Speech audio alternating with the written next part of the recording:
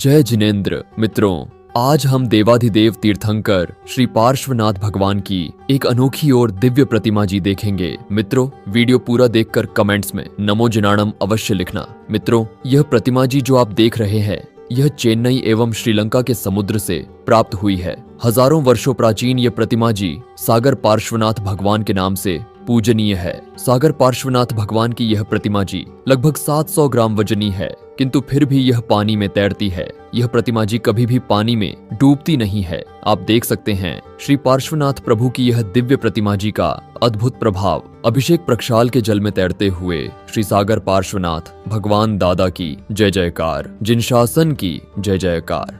पार्श्वनाथ भगवान की जय। તમે જે પ્રતિમા જોઈ રહ્યા છો, એક અલૌકિક અને અદ્ભુત આ પ્રતિમાજી છે। જૈન ઇતિહાસની અંદર આવા પરમાત્મા અમે પ્રથમવાર જ જોઈ રહ્યા છીએ।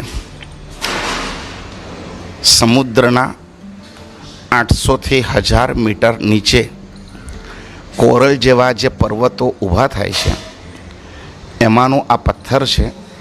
આ પથ્થરની કન્ડિશન થતાં 10,000 વર્ષ મિનિમમ લાગે છે। એવો આ પથ્થર, જેમાં કેવી રીતના, કયા કારણે, શી રીતે પરમાત્માની આકૃતિ કોટતરાઈ ગઈ છે, એની આપણને કશી જ ખબર ન પડે। પરંતુ પરમાત્મા સાથેના જ પ્રતિમાજી સમુદ્રમાંથી તરતા તરતા તરતા બહાર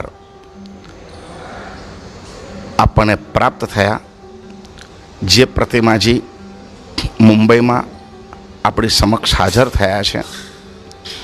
આ પ્રતિમાજીનો અદ્ભુત પ્રભાવ એ છે કે અભયદેવ સુરેશ્વરજી મહારાજ સાહેબે જે 1000 વર્ષ પૂર્વે થયા નવાંગી ટીકાકાર, તેઓએ જય ત્યુન સ્તોત્રનો પાઠ કરીને સ્તંભન પાસના પરમાત્મા નદીમાંથી પ્રગટ કર્યા હતા।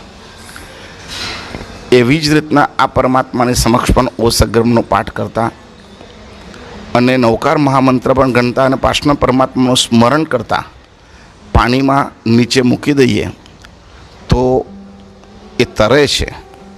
આ પરમાત્માનું વજન 700 ગ્રામ વજન છે અને એના ઉપર પોતાનો સંકલ્પ કરીને ચાંદીના સિક્કા મૂકે છે। તો એનો અભિગ્રહ સંકલ્પ પરિપૂર્ણ થનારો હોય તો એ પરમાત્મા એ સિક્કાને નીચે પટવી દે છે, એટલે નીચે લઈ લે છે।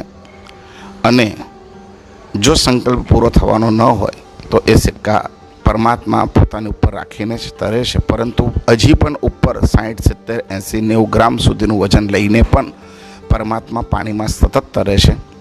આ એક અતિ અદ્ભુત જૈન શાસનમાં પ્રાપ્ત થયેલા પરમાત્મા છે। આપ એના દર્શન કરો। મુંબઈ કાંદિવલી ઠાકુર વિલેજ આગમોદ્ધારક આરાધના ભવનમાં આ પરમાત્મા